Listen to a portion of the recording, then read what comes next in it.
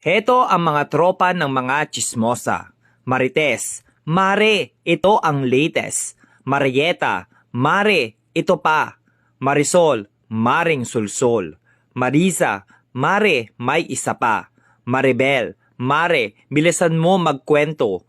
Marita, Mare, ano ang balita? Marina, Mare, ano na?